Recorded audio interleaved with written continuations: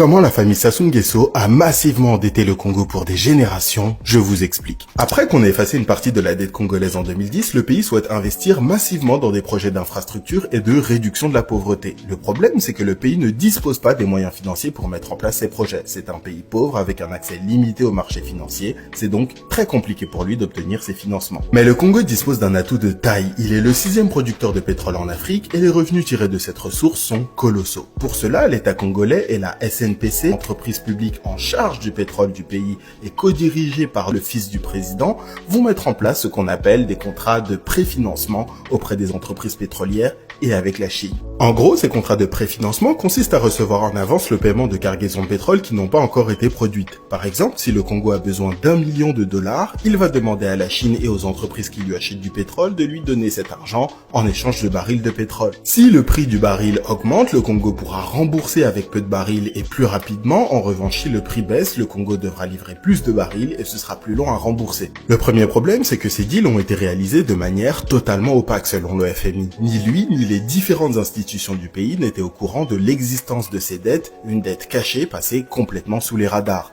Le second problème, c'est que l'État congolais et la Société nationale des pétroles du Congo, co-dirigée par le fils de Sassou Nguesso, ont grandement abusé de cette stratégie d'endettement en empruntant plus de 3 milliards de dollars à la Chine et 4 milliards aux entreprises pétrolières. Mais c'est pas tout. En 2015, les cours du pétrole chutent drastiquement. Le prix du baril passe de 100 dollars en moyenne à moins de 40 dollars. Combiné au fait que le gouvernement a négocié à la baisse avec les entreprises pétrolières la part de l'État dans les revenus issus de la production de pétrole, les revenus que l'État retire du pétrole passe de 35% du PIB à seulement 13%. Alors non seulement l'État congolais n'a plus les moyens de faire face à ses dépenses courantes en termes de paiement des fonctionnaires, de dépenses d'éducation, de santé ou de sécurité, mais il ne peut plus repayer ses dettes qui, rappelons-le, ont été gagées sur le pétrole dont le cours a chuté. Ces dettes opaques, contractées par l'État congolais et la Société nationale des pétroles du Congo, co-dirigée par le fils de Sassou Nguesso, ont fait passer la dette publique du Congo de moins de 40% du PIB à 118%. Dette principalement due à la Chine, dont le montant atteint 33% du PIB, et aux entreprises pétrolières, dont les dettes atteignent 40% du PIB. Le Congo plonge alors dans la plus grave crise économique de son histoire. Entre 2013 et 2020, le PIB baisse de 6% en moyenne chaque année. En 7 ans, 36% de la richesse produite au Congo s'est envolée.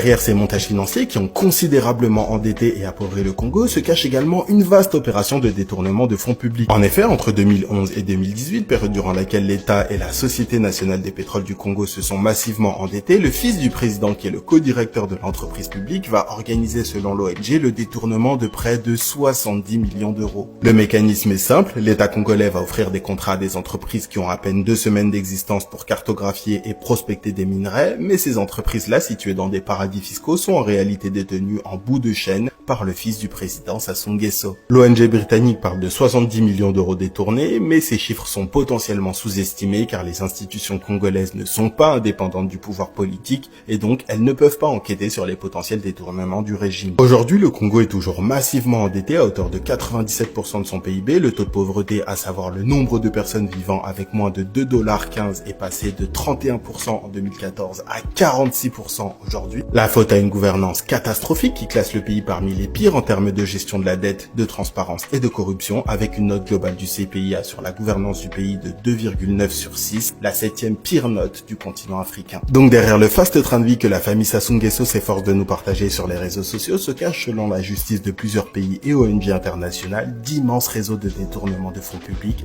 alors que le pays est massivement endetté et profondément appauvri. Malgré tout ça, le Congo, c'est aussi un grand potentiel économique que je documenterai dans une prochaine vidéo. Donc abonnez-vous.